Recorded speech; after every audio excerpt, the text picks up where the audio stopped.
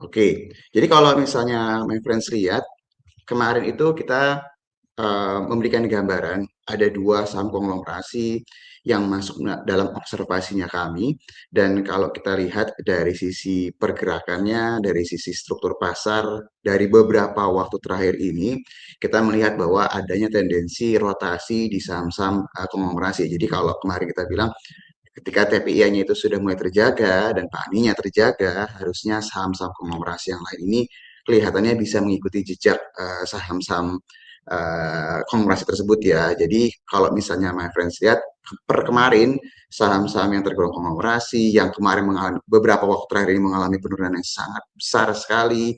Kemarin tiba-tiba rebound-nya sangat besar sekali ya. Jadi sebenarnya yang terjadi kemarin itu sesuai dengan ekspektasi dan sesuai apa yang kita harapkan nih. Nah, pertanyaannya adalah setelah kemarin mengalami rebound yang cukup besar gitu ya, bahkan double digit, beberapa saham double digit ya, apakah rebound ini, apakah momentum positif ini bisa berlanjut atau tidak? Nah, ini yang mau kita kasih lihat ke my friends. Jadi yang pertama, yang jadi observasi kita sekarang ini adalah kita melihat bahwa dari sisi nilai transaksi berangsur-angsur mulai pulih lagi nih. Tadi Iwan kan sempat bilang kan ya, nilai transaksi sudah mulai kembali lagi.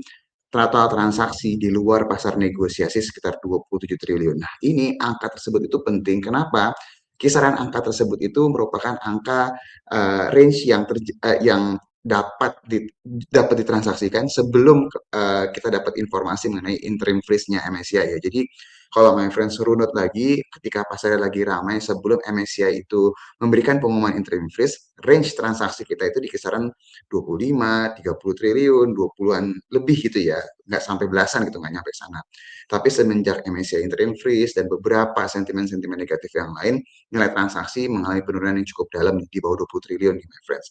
Sampai akhirnya kemarin mulai bangkit lagi. Jadi ini adalah suatu pertanda yang bagus dan kalau kita mengharapkan adanya konsistensi dari momentum positif, ini salah satu yang akan kita perhatikan. Yang kedua, kalau misalnya my friends lihat, karena pergerakan saham-saham kemarin ini banyak didominasi dengan saham-saham konglomerasi yang cukup volatile, nggak cukup sih, sangat volatile ya kalau saya boleh bilang. My friends, kita ke depannya akan sangat mungkin sekali melihat pergerakan-pergerakan yang apa cukup besar nih volatilitasnya, tapi arahnya ke arah positif. Jadi kayak misalnya kayak kemarin, my friends perhatikan IHSG pembukaan sempat mengalami kenaikan, terus turun terlebih dahulu sempat minus sampai akhirnya rebound lagi dan di sesi kedua sempat mengalami penurunan lagi dan akhirnya terjadi kenaikan lagi. Jadi ini adalah pemandangan yang normalnya kita akan lihat dalam beberapa waktu ke depan. Tapi sejauh ini dengan melihat keadaan struktur pasar beberapa waktu terakhir, seharusnya volatilitasnya menuju ke arah yang positif nih my friends. Jadi setiap ada penurunan harusnya akan terjadi rebound yang lebih kuat lagi di hari tersebut atau beberapa hari ke depan.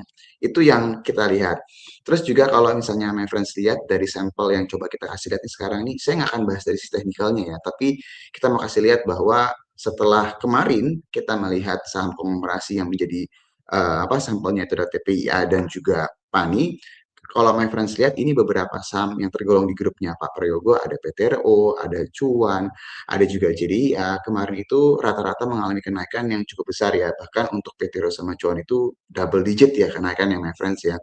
Nah, ini kalau melihat tadi yang apa yang tadi kita bahas sebelumnya, seharusnya momentumnya bisa berlanjut nih, my friends. Tapi harus ingat ya, volatilitasnya masih tetap tinggi, arahnya seharusnya ke arah positif, tapi jangan kaget kalau nanti tiba-tiba terjadi penurunan sementara, bisa nanti rebound lagi. Jadi itu adalah ekspektasi yang akan terjadi dalam beberapa waktu ke depan, terutama untuk saham-saham konglomerasi ya. Nah, kalau pertanyaan gimana dengan saham konglomerasi yang lain?